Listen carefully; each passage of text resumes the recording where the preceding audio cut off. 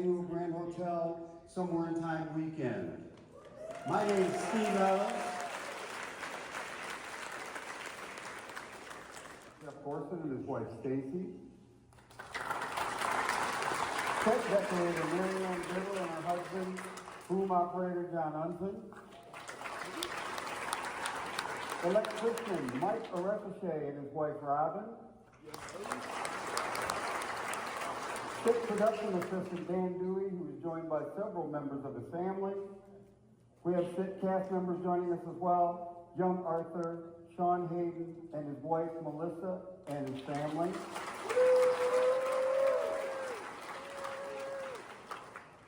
We have 1912 extra Kelly Hayden Penn, who's joined by her husband Mike.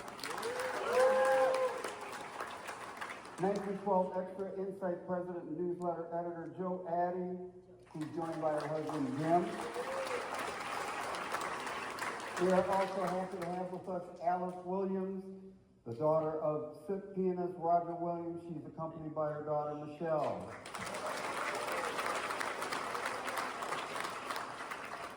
And of course, our guest of honor, the star of Somewhere in Time, Jane Seymour.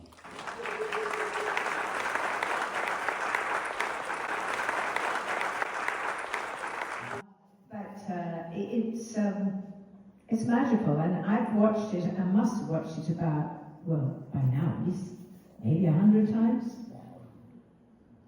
because and every time I watch it, it gets me. Every single time, it gets me.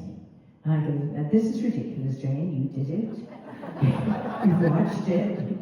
Why does it get me? But it does. It gets me every time. And it was a little movie, as the team here can say.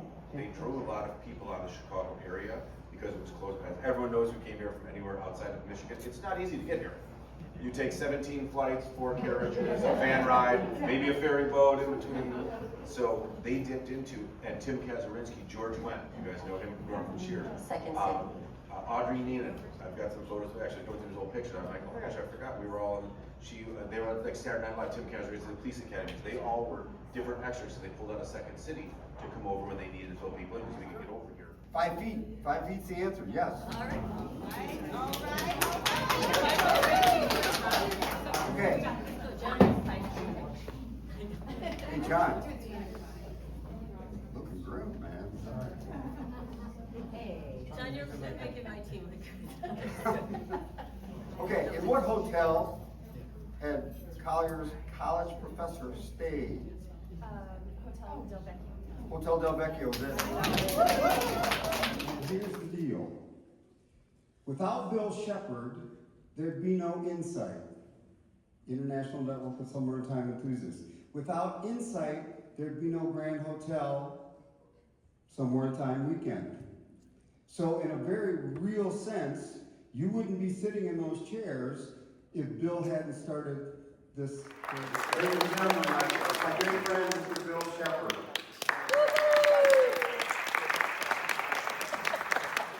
Thank you, Steve. A very famous and very popular pianist.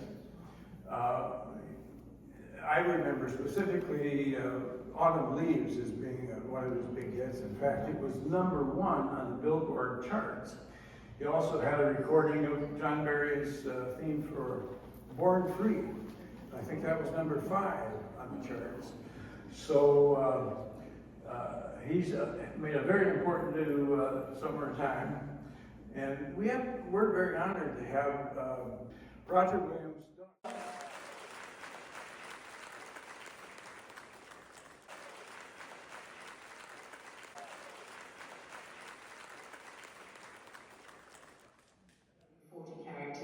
Or something crazy like that.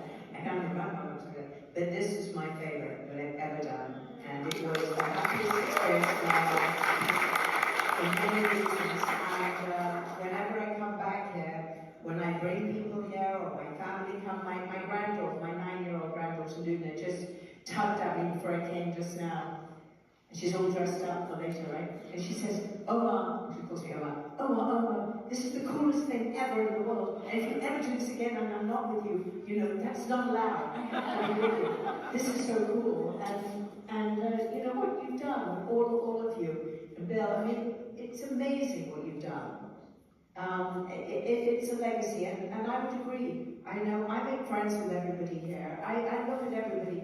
We all look happier, more, I don't know, kind of happy in our own skin when we get all dressed up, and we are here for a reason, because we believe in eternal love. Love that surpasses time and space. And whatever your belief is in life, or whatever it is, it's all about love when it comes down the only way to fight hate, and that's what we do. So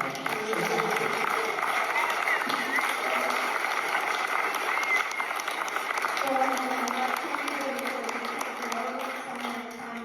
And then it says on it that 45th anniversary, 2025, presented to Jane Seymour and all the other folks by Insight, the International Network of Somewhere in Time Enthusiasts. We are so honored for your commitment and your love and your sharing. And I am forever grateful for this film, and I know you all are. And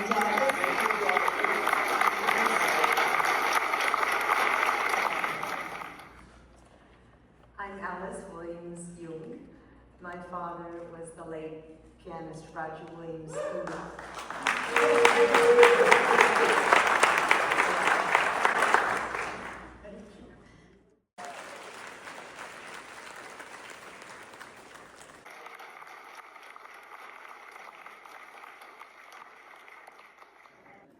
So, Somewhere in Time is literally a product of Jeannot Szwarc. So we're going to honor him, we're going to tribute to him, and at 5:45 tonight out on the porch, during the cocktail reception at 5:45, we're going to toast Jeannot Szwarc. Showed us French Impressionist books of the artwork, Seurat and Degas, and he just said, you know, this is the feeling of the movie, this is what we want, this is what we're looking for, this is how we're going to shoot. And remember, there was this whole idea of this going back in time and the colours and everything was going to be muted and it was going to be like an Impressionist painting. And that scene I've never forgotten where there's no dialogue, but we go on, you know, we walk around and we parade and we go through sort of a picnic area. And so he was very, very kind and very excited, and he really enthused Chris and I with, you know, what he really wanted, and it was just, you know, it was a magical experience. I don't remember anything other than a gentle enthusiasm and gentle kind of, you know, direction. I never heard him say, that was bad, do it this way, or something like that. You know, everything just seemed to happen rather seamlessly. Of course, Jeff would know better because he saw all the bits that were cut out that went wrong. But I do remember that I was so nervous on the first day of shooting. We were shooting the Is It You sequence down there where that little rock is, where the two trees are. And he had this thing about how, you know, we had to start with the beginning of the sequence, and he didn't want me to start the movie in the middle like normally you do, you know, it had to be at the beginning. And this build up, and then a million takes from either side of the tree. I mean, I can't remember how many different angles, it was ridiculous. And then eventually, I got to say the famous line. At which point I was so nervous and so intense, I said, "Is it you?" And I had to revoice it because every take, I said it so fast, it came out, "Is it you?" And basically, no, he wasn't, and nor was that anything to do with the movie at all. But that's how it came out. So we always thought that was quite funny. I hope you will join. You can go to the Somewhere in Time website in the fan club segment, and you can order your membership. We've actually published over 2,500 pages on this single motion picture. Oh my God.